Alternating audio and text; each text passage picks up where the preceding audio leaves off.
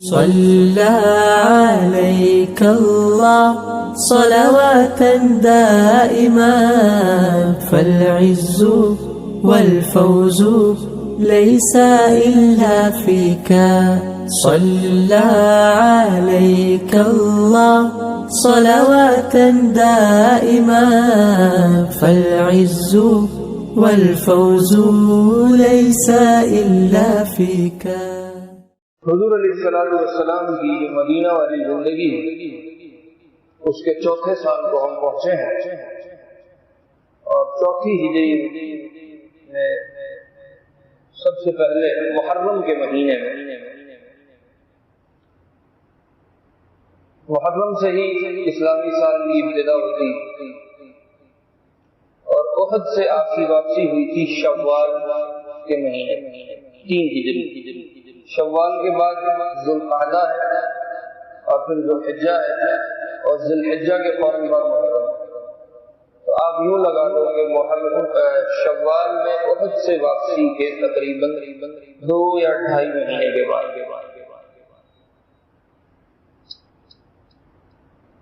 آپ علیہ السلام کو اطلاع ملی کہ خویلد کے 2 بیٹے ہیں، طلیحہ اور سلمہ۔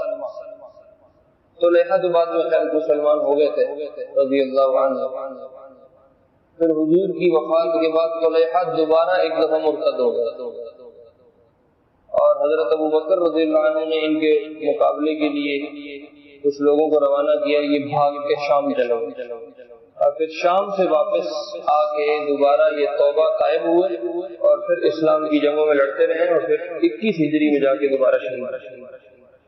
طلیحہ ان کا نام، یہ اس وقت تک مسلمان نہیں ہوئے تھے، چوتھی ہجری۔ محرم، یکم محرم کو آپ کو اطلاع ملی کہ طلیحہ اور سلمہ یہ دونوں بھائی ہیں، خویلد کے بیٹے، یہ لوگوں کو جمع کر رہے ہیں کہ محمد پہ ہم نے چڑھائی کرنی، تو آؤ ہمارے ساتھ کون کون تیار ہے۔ تو آپ نے مسلمانوں کی ایک جماعت تیار کی، 150 افراد کی ایک جماعت بنائی، اور ابو سلمہ عبداللہ ابن عبد الاسد رضی اللہ عنہ ان کو ان کا امیر بنایا، اور کہا طلیحہ اور سلمہ پہ جاؤ، چڑھائی کرو، اور ان کو کسی ٹھکانے لگا کے مجھے اطلاع ملی ہے کہ وہ ہمارے خلاف چڑھائی کا ارادہ رکھتے۔ تو یہ ابو سلمہ رضی اللہ عنہ جب اپنے 150 کی جماعت کو لے کے پہنچے تو وہ وہاں سے بھاگ گئے، سب تتر بتر اپنے قبیلے میں جہاں اکٹھے ہو رہے تھے سب بھاگ گئے۔ تو انہوں نے ان کے قبیلے میں جتنی بکریاں اور بھیڑیں اور اونٹ شونٹ کھڑے تھے وہ سب گھیرے اور گھیر کے مدینہ گئے۔ تو آپ نے اس کو پھر مال غنیمت کے طور پہ تقسیم فرمایا، اس میں سے خمس آپ رکھ لیتے تھے جو اللہ اس کے رسول کا ہوتا تھا، وَاعْلَمُوا أَنَّمَا غَنِمْتُم مِّن شَيْءٍ فَأَنَّ لِلَّهِ خُمُسَهُ وَلِلرَّسُولِ، تو خمس آپ نے رکھ کے باقی سارے مال غنیمت کو اس 150 کی جماعت سے تقسیم فرمایا، اور ایک ایک بندے کو 7 اونٹ اور 7 بکریاں ملی، کئی ساری ڈھیر کے لائے، 150 بندے پہ 7 لگاؤ تو ڈھیر سارے جانور۔ یہ بات ہے یکم محرم۔ یکم گزری جب یہ جماعت روانہ کی، 2 گزری، 3 گزری، 4 محرم کو آپ کو اطلاع ملی کہ خالد بن سفیان یہ بنو حذیل کا آدمی کہ یہ میرے خلاف چڑھائی کا ارادہ رکھتا ہے، اور یہ بھی لوگوں کو جمع کر رہا ہے کہ آ جاؤ۔ تو آپ نے ایک اور جماعت روانہ فرمائی، جماعت کے روانہ فرمائی ایک ہی بندہ تھا، اس کا نام ہے عبداللہ ابن انیس، انصاری تھے رضی اللہ عنہ۔ ان کو آپ نے، ہمارے یہاں ایک نام مشہور ہے انیس، یہ اصل میں انیس ہے، انیس نہیں، انیس نام، ایسے ہی اویس مشہور ہے، اویس نام نہیں، اویس نام۔ تو عبداللہ ابن انیس رضی اللہ عنہ کو آپ نے بھیجا کہ جاؤ خالد بن سفیان جو میرے خلاف آواز لگا رہا ہے اور لوگوں کو اکٹھا کر رہا ہے، اس کا کچھ کر کے آ۔ تو انہوں نے کہا یا رسول اللہ میں نے تو خالد بن سفیان کو نہیں دیکھا ہوا، مجھے اس کی وہ صورت کو شکل بتاؤ تو میں پھر اس کو پہچانوں گا اور اس کا کچھ کروں گا۔ تو آپ نے بتایا کہ جب تو اس کے پاس پہنچے گا تو ایک جگہ بتائی کہ یہ اس جگہ پہ ہوگا اور اس کے اوپر فلاں رنگ کی چادر ہو. نے کہا ٹھیک ہے. یہ چلے اکیلے ہی گئے. اور جب یہ وہاں پہنچے جہاں حضور نے بتایا تھا تو وہ وہیں پہ تھا اور وہ کچھ عورتوں کو ٹھکانہ دینے کے لیے جگہ تلاش کر رہا تھا. کئی سفر پہ وہ بھی جا رہا تھا, اس کے ساتھ کچھ فیملی کی عورتیں تھیں, ان کو کوئی بٹھانا چاہتا تھا. شام کے وقت کہہ رہے میں عصر کے قریب پہنچا اور مجھے یہ خطرہ ہوا کہ اگر میں اس سے ملوں اور میں اس کے ساتھ مقابلے میں لگ گیا تو میری عصر کی نماز نہ چل جائے. دیکھو نماز کا اہتمام دے, حالانکہ حضور کے بھیجے میں کوئی پتہ نہیں شہادت ہی ہو جائے یہیں پہ, لیکن نماز نہیں چھوڑی. تو کہہ رہے میں نے اس کو ملنے سے پہلے اپنی عصر کی نماز ادا کی, اور جب میں اس کے پاس پہنچا تو اس نے میرے سے پوچھا تو کون ہے؟ کہہ رہے بالکل اسی صورت پہ جیسے حضور نے مجھے بتایا تھا, اسی رنگ کی چادر اس کے اوپر تھی اور اسی جگہ پہ تھا جہاں آپ نے بتایا. تو انہوں نے کہا میں عرب کا ہی ایک آدمی ہوں, مجھے پتا چلا ہے کہ تم محمد کے خلاف بندے اکٹھے کر رہے ہو, تو میں بھی تمہاری مدد کے لیے آیا. اس نے کہا بالکل ٹھیک. تو یہ بھی اس کے ساتھ چل پڑے اور وہ بھی چل پڑے. تھوڑا سا چلے تو ان کو موقع مل گیا, انہوں نے تلوار کا وار کیا, سر اتارا تو وہ اس کے ساتھ جو اس کی فیملی کی عورتیں تھیں وہ رونا دھونا شروع ہو گئی. تو کہتے ہیں میں نے اس کا سر اٹھایا اور سر اپنے پاس چھپا کے میں وہاں سے نکل گیا. دن کو سفر نہیں کرتا تھا, چھپ جاتا تھا, اور رات کو میں سفر کرتا تھا. دن کو کسی غار کو ڈھونڈ کے اس میں چلا جاتا تھا یا کسی چھپنے کی جھاڑی واڑی میں کہیں چھپ جاتا تھا, اور رات کے وقت سفر کرتا تھا. یوں یہ خالد کا سر لے کے عبداللہ ابن انیس رضی اللہ عنہ 23 محرم کو مدینہ پہنچا. 4 محرم کو بھیجا تھا, 23 محرم تک یہ اپنی مہم پہ تھے. ان کی جان تشکیل ہوئی تھی اپنی تشکیل پہ, اور 23-24 محرم کو یہ مدینہ پہنچے. تو آپ جیسے ہی مسجد میں داخل ہو, آپ مسجد میں جیسے ہی مسجد میں داخل ہو آپ نے فرمایا افلح الوجہ, یہ چہرہ کامیابی کا چہرہ ہے, مطلب جس مہم سے تجھے بھیجا تھا تو کام کر آیا لگتا ہے. تو انہوں نے خوشی سے بتایا رسول اللہ میں نے اس کو قتل کیا اور میں اس کا سر لے کے بہت بڑی خوش. آپ نے کہا میرے ساتھ آؤ, اور اپنے گھر لے کے گئے اور ایک عصا نکالا, ڈنڈا, اور وہ آپ نے ان کو دیا بطور انعام کے. جیسے بندہ خوش ہو کوئی انعام دیتا, تو آپ نے اپنا عصا ان کو دیا اور فرمایا امسک هذه عندك يا عبد الله بن انیس, عبداللہ بن انیس اس ڈنڈے کو اپنے پاس سنبھال کے رکھو. تکن بینی و بینک آیۃ یوم القیامہ, قیامت کے دن تیرے اور میرے درمیان یہ نشانی ہے. پھر آگے فرمایا ان اقل الناس یومئذ المتخسرون, قیامت کے دن بہت تھوڑے لوگ ہوں گے جن کو ٹیک کے لیے کوئی چیز ملے گی. تو قیامت کے دن اس ڈنڈے پہ تو ٹیک لگا. تو انہوں نے اپنے گھر والوں کو پھر سنبھال کے رکھے, انہوں نے اپنی تلوار کے ساتھ اس ڈنڈے کو باندھ لیا, سنبھال کے رکھے. جب فوت ہونے لگے تو اپنے گھر والوں کو کہا کہ یہ میرا ڈنڈا مجھے حضور نے دیا تھا, میرے ساتھ تم نے دفن کر. تو پھر قبر میں وہ ڈنڈا انہی کے ساتھ دفن رضی اللہ عنہ. اچھا, یہ محرم کا مہینہ گزر گیا اور 4 ہجری کے سفر کے مہینے میں, محرم سے اگلا مہینہ سفر کا ہے, سفر کے مہینے میں کچھ لوگ اللہ کے نبی علیہ السلام کے پاس حاضر ہوئے.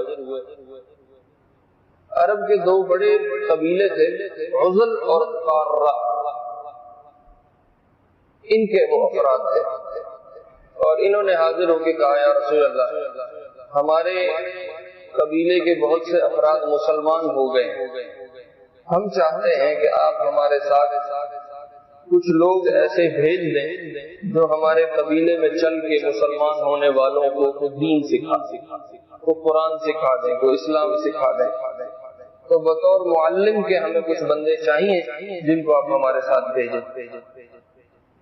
تو آپ علیہ الصلوۃ والسلام نے 10 افراد کی ایک جماعت بنائی. سیرت نگاروں نے ان کے نام بھی لکھے ہیں، کوئی 6-7 مجھے یاد ہوں گے، باقی عاصم بن ثابت تھے رضی اللہ عنہ ان کے امیر ہیں، عاصم بن ثابت ہیں، اور زید بن الدسنہ ہیں، مرثد بن ابی مرثد ہیں، خالد بن البکیر ہیں، معتب بن زید ہیں، خبیب بن عدی ہیں، اور ایک آدھا کوئی اور، یہ 6-7 کا مجھے عبداللہ ابن طارق رضی اللہ عنہ اجمعین. آپ نے یہ جماعت بنائی 7 افراد یا 10 افراد کی، اور ان کو کہا کہ تم یہ عزل اور قارہ والوں کے پاس چلے جاؤ اور ان کے قبیلے میں جو لوگ مسلمان ہوں ان کو دین ایمان سکھا دو، کوئی اسلام قرآن سکھا دو، پھر تم جب وہ سیکھ جائیں تو واپس آ جائیں. اس جماعت کو روانہ فرمایا. یہ جو لوگ آئے تھے یہ اسلام کے دشمن تھے، اور یہ صحابہ کو لینے اصل میں اس لیے نہیں آئے تھے کہ یہ ہمیں دین سکھائیں گے، یہ لینے آئے تھے کہ ہم دھوکے سے جتنے بندے ہمارے ساتھ آئے وہ آگے، ان کا ہم کام تمام کریں.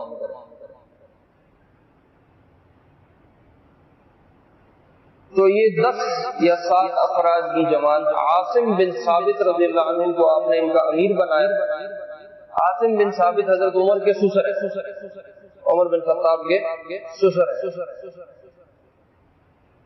ان کو امیر بنایا اور یہ جماعت روانہ فرما دی.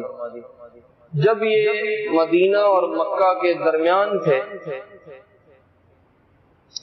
وہاں ایک جگہ آتی ہے، اس کا نام ہے رجیع، کنواں ہے، ایک چشمہ، جیسے منزلیں تھیں، فلاں منزل پہ قافلہ ٹھہرا ہے، فلاں منزل پہ ٹھہرا، فلاں منزل پہ ٹھہرا، ایسے ایک چشمہ ہے، ایک کنواں ہے، اس کا نام تھا رجیع. آتے جاتے مسافر وہاں ٹھہرتے تھے، اپنے جانوروں کو پانی پلایا، خود پانی استعمال کیا. جب یہ رجیع پہ پہنچے تو وہ عزل اور قارہ کے لوگوں نے ان کے ساتھ دھوکہ کر دیا. دھوکہ کیسے کیا کہ وہاں قریب میں ایک قبیلہ تھا جو بنو حذیل کے لوگ تھے، جن کے خالد بن سفیان حذلی کے لیے آپ نے عبداللہ بن انیس کو روانہ کیا. میں نے ابھی ان کا ذکر، عبداللہ بن انیس جس خالد کو مارنے گئے تھے، یہ اس بنو حذیل کا سردار تھا، اور اسی قبیلے کے لوگوں کو انہوں نے اطلاع کر دی کہ ہم مسلمانوں کی ایک جماعت لے کے جا رہے ہیں، اگر تم ان کا کچھ کر سکتے ہو تو کر لو.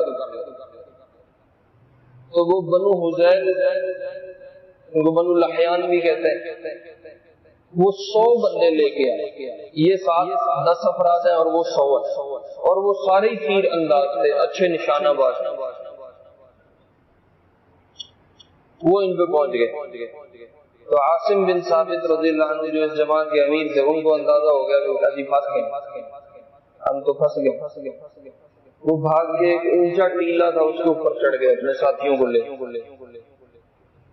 یہ اوپر پہنچ گئے، وہ بنو لحیان 100 بندہ نیچے سے آकर انہوں نے گھیرا ڈال لیا. اب وہ کہیں نیچے اترو، عاصم بن ثابت کے ہم نیچے تو نہیں اتریں گے. اوپر سے نیچے تیر چلانا آسان ہے، نیچے سے اوپر نشانہ مارنا مشکل ہے. وہ اس لیے ان کو کہہ رہے تھے نیچے اترو. عاصم بن ثابت نے کہا ہم نیچے نہیں اتریں. انہوں نے کہا انزلوا لکم العہد والمیثاق الا نقتل منکم احد، آپ نیچے آ جاؤ، ہم تمہیں عہد دیتے ہیں، ہم تمہیں اپنا ذمہ دیتے ہیں کہ ہم تم میں سے کسی کو قتل نہیں کریں گے، تمہیں پورا پورا امن. تو عاصم بن ثابت رضی اللہ عنہ نے کہا اما انا فواللہ لا انزل فی ذمۃ کافر، کہا جماعت کا امیر ہوں، اگر میرا فیصلہ سنتے ہو تو میں کسی کافر کے ذمے میں کبھی بھی نہیں اتروں گا. جس نے اترنا اتر جائے. وہ کس نے اترنا تھا جب امیر نہیں اترا. تو حضرت عاصم کو اور ان کے 5 یا 7 ساتھیوں کو انہوں نے نیچے سے نشانے مار مار کے اوپر ہی شہید. یہ جو عاصم بن ثابت ہیں، ان کے ہاتھوں بدر میں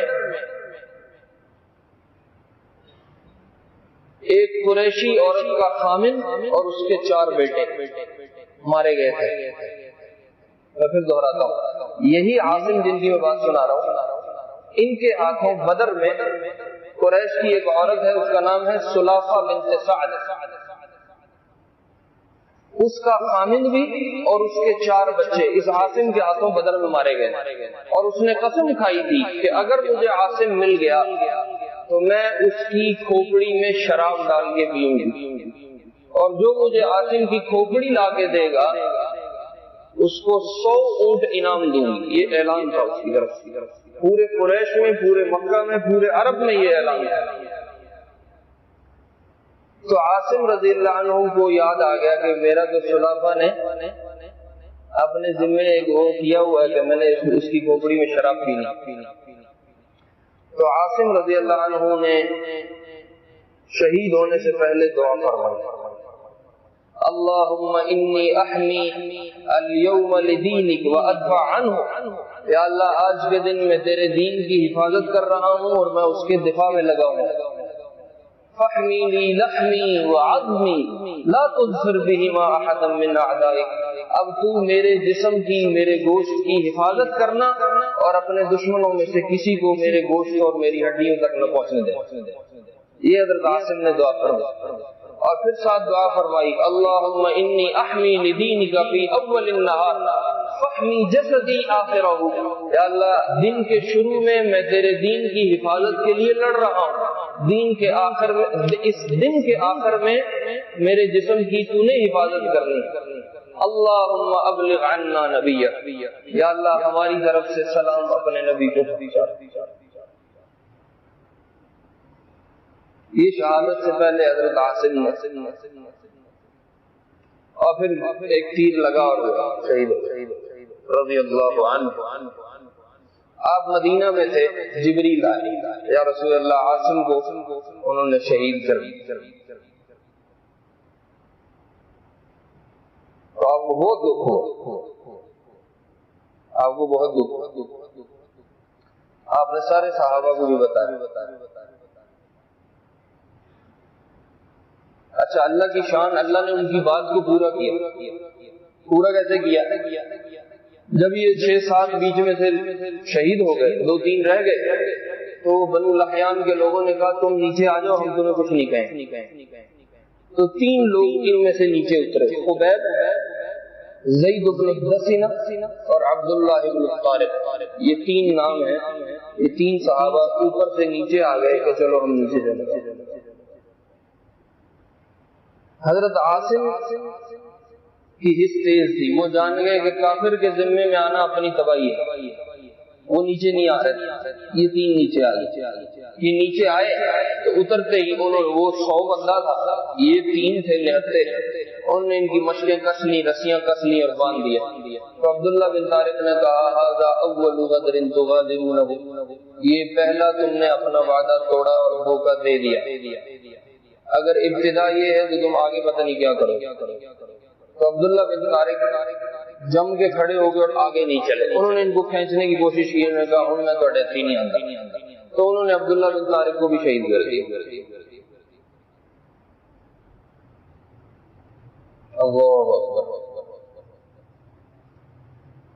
عاصم رضی اللہ عنہ کہ سر کو اتارنے کے لیے یہ جماعت اوپر چڑھی کہ ہم جا کے عاصم کا سر لے لیں اور سلافہ کو جا کے دیں گے، وہ اپنی قسم کو پورا کر لے گی، اس کی کھوپڑی میں شراب پیے گی اور ہمیں 100 اونٹ مل جائے. جیسے یہ قریب ہوئے ان کی ناش کے، اللہ رب العزت بعض روایات میں ملتا ہے بھیڑوں کا ایک بہت بڑا جمگٹا یا ایک گروپ یا ایک جماعت، بھیڑ سمجھتا ہے پیلے رنگ کا جو ڈسنے والا ہوتا ہے، اور بعض روایات میں ملتا ہے کہ شہد کی مکھی تھی، ان کا ایک غول آیا اور وہ عاصم کی ناش کے اوپر پہرا دینے لگے اور کسی کو قریب نہیں آنے دیا. انہوں نے سارا دن انتظار کیا کہ ہمیں موقع مل جائے، ہم اس کی ناش کو پکڑ لیں اور اس کا سر اتار دیں. سارا دن یہ نہ ہو سکتا. انہوں نے کہا شام کا انتظار کرو، اندھیرا ہوگا تو یہ مکھیاں ہیں، بھیڑ ہیں، جو بھی ہے یہ چلی جائیں گی، ہم اپنا کام کر لیں. اللہ کا کرنا ایسا ہوا، حدیث میں آتا ہے ایک بادل کا ٹکڑا نہیں تھا، اور اللہ نے طوفانی بارش اتاری، اتنی بارش آئی کہ وہ ریتلے علاقے پہ پانی جمع ہو گیا اور عاصم کی لاش اس پانی میں غائب ہو گئی۔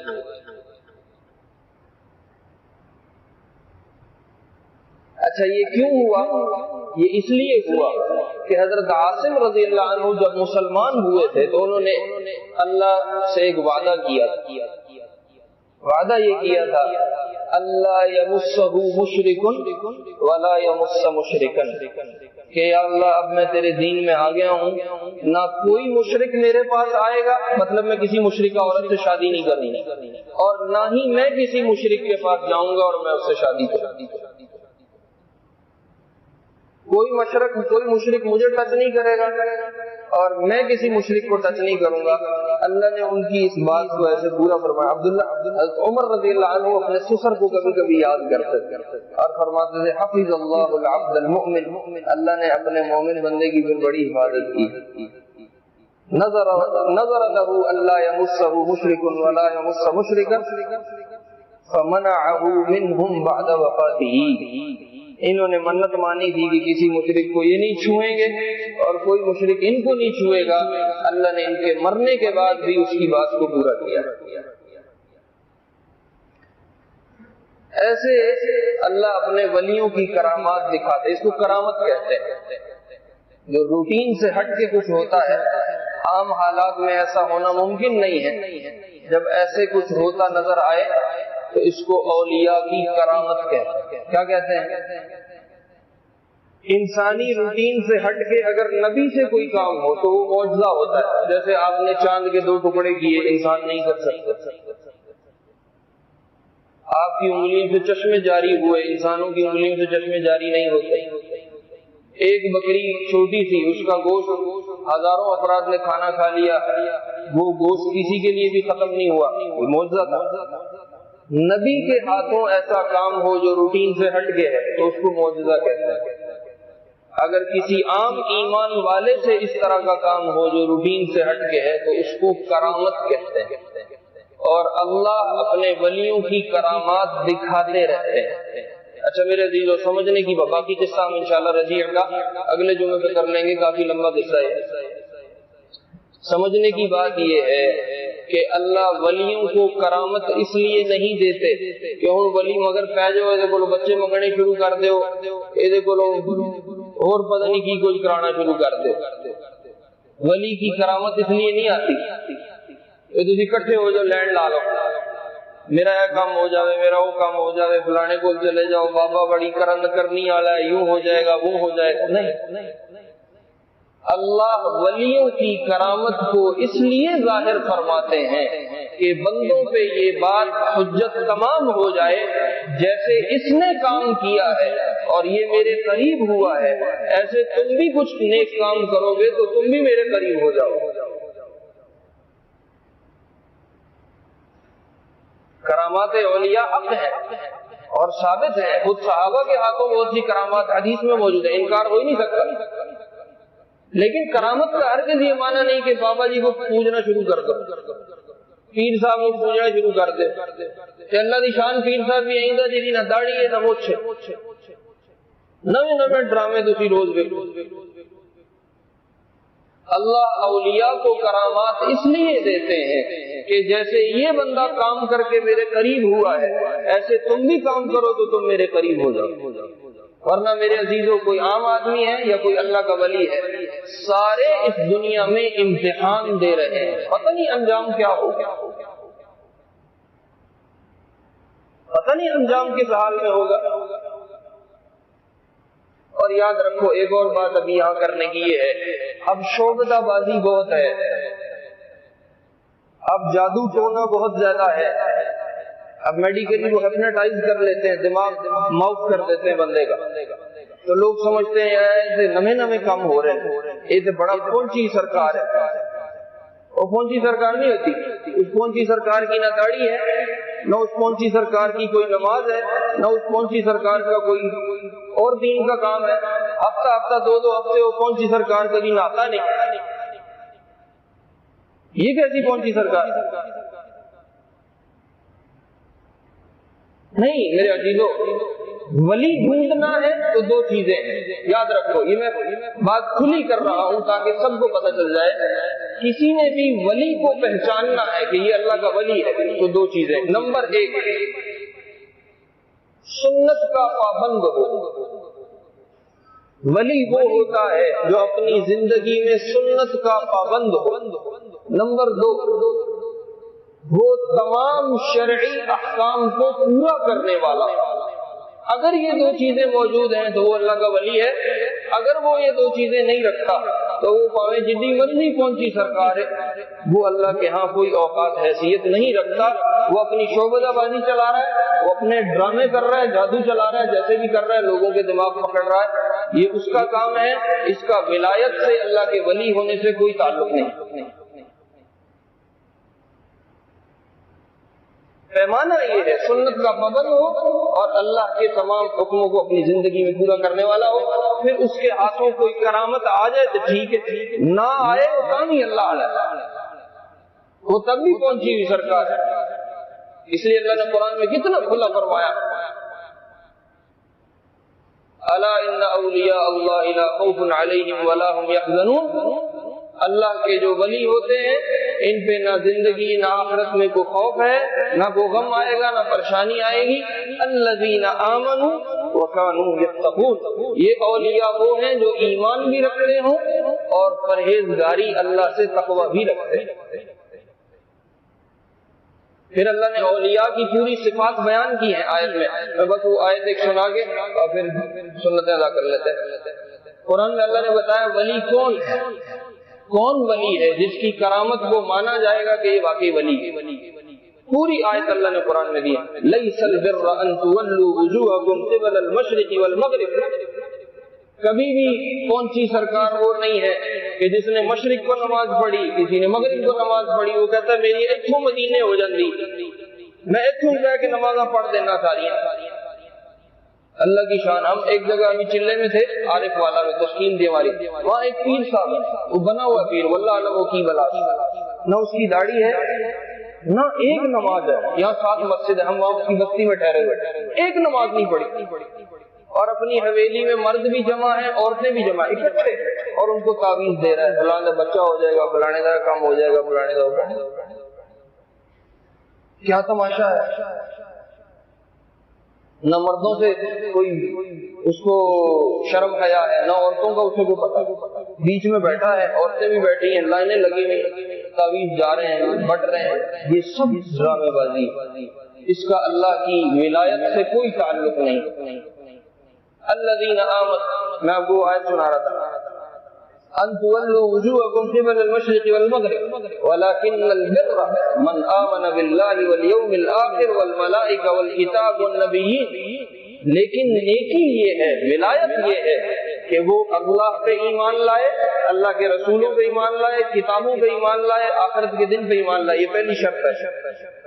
وَأَقَامَ الصَّلَاةَ، نماز کو قائم کرے، وَآتَى الزَّكَاةَ، زکات ادا کرے، وَالْمُوفُونَ بِعَهْدِهِمْ إِذَا عَاهَدُوا، جو وعدہ کرتا ہے اس کو پورا کرتا، وَالصَّابِرِينَ فِي الْبَأْسَاءِ وَالضَّرَّاءِ وَحِينَ الْبَأْسِ، آنے والے ہر مشکل حال میں صبر سے کام لیتا ہو، ایسا شخص، اولئک الذین صدقوا واولئک هم المتقون، یہ ہیں جو اپنے ایمان میں سچے ہیں اور یہ ہیں جو تقوی والے ہیں اور یہ واقعی اللہ کے ولی ہیں۔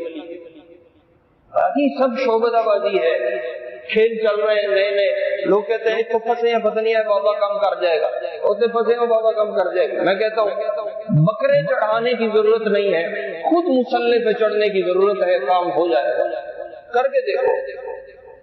ہماری قوم کہتی ہے ہم خود مسلح میں نہ آئے، 7 بکرے پیر صاحب دن چاڑ دے۔ استاد جی کالے رنگ دا بکرا لینا، سن بابا جی دسیا کالے رنگ دا بکرا کم کرے گا۔ ارے اللہ کے نبی نے بتایا ہے مسلح پہ چڑھ، 2 رکعت صلاۃ الحاجت پڑھ، اللہ سے مانگ، اللہ تیرا کام کریں گے، بکرے نہیں کریں گے۔ یہ کون سمجھائے؟ اب ریڈی میڈ قوم ہے، وہ کہتی پکی پکائی دے گے، لے آؤ اور کام چلاؤ۔ ہم کہتے ہیں پیروں کو بکرے چڑھا دو، نماز نہیں پڑھنی، قرآن ایسا کوئی نہیں ہونا، کم ایسا کوئی زندہ نہیں کرنا، بکرے چاڑ دینے۔ ایسے میرے عزیزوں کوئی ولایت نہیں ہے، اور یہ ولایت کا کوئی پیمانہ اور معیار نہیں ہے. اللہ ہمیں اپنا صحیح دین سیکھ کے عمل کرنے کی توفیق نصیب فرمائے. سنت اللہ